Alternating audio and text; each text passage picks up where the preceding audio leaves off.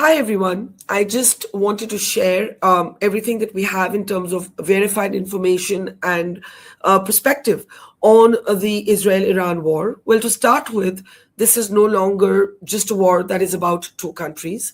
It has already had consequences for multiple countries and multiple other cities, large parts of the Gulf countries. We have seen the airport in Dubai, one of the runways reported to have been damaged. Parts of the international airport in Dubai having taken damage after a missile targeted at it was intercepted. The airport in Abu Dhabi, similarly battling missiles. A major hotel in Dubai on fire, parts of it on fire after missiles were intercepted. A major luxury hotel in Bahrain, a port in Oman, major explosions and damage in Doha. We are seeing at least six Gulf countries now facing the consequences of this war.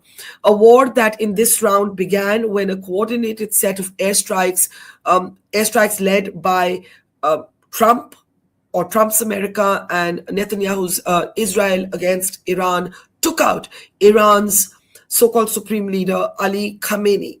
That is what happened yesterday.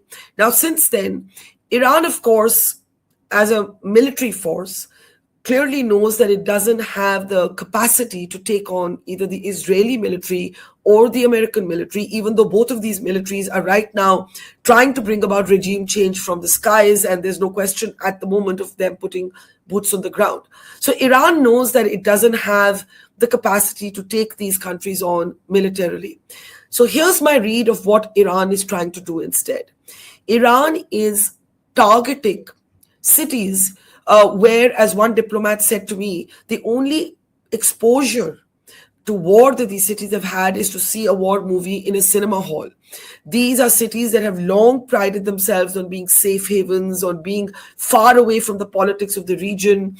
The UAE has designed itself, built itself, in fact, entirely on the model of staying away from the politics of the region and offering a completely sort of safe haven for commerce, for tourism, and for trade. And what Iran seems to be doing using the technology of missiles and drones, something we experienced here during Operation Sindoor when Pakistan tried something similar with us and our defense system had to battle all of those missiles and drones. Iran seems to be plotting something very similar. Iran is sending missiles and drones aimed at basically creating panic and hitting the economics of this region. Remember, airports are shut. Hundreds of thousands of passengers are stranded. We have seen parts of these airports evacuated. We have seen some of the poshest addresses in Dubai come under fire as missiles are intercepted. And Iran is compensating for what it lacks in military capacity by creating havoc in these areas. And the aim seems to be, or the hope Iran clearly has, is that Trump will come under pressure to step back. Now, Trump has reacted to this. Trump has said that, the Americans and the Israelis are going to show even more force than Iran has seen thus far. And we are seeing the Israeli forces saying that they have struck at the heart of Tehran. All I can say at this point is that it is an extremely volatile situation. In Pakistan, we have reports that 8 pro-Iran protesters have been killed as they were protesting outside the US consulate in Karachi. In India, we have seen some protests, thankfully all without any violence thus far. And so what I'm trying to say is that we may call it the Israel-Iran war, but this is a war that is going to impact every part of the world.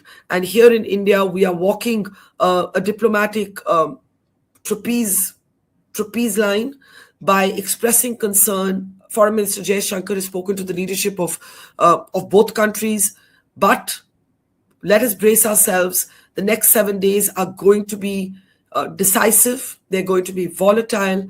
They're going to be uncertain. We'll keep bringing you continued coverage. But at this moment, for any of you who are in these 6 Gulf countries or in Iran and Israel, we wish you personal safety as we continue to report throughout the day, 24/7, on this unfolding situation.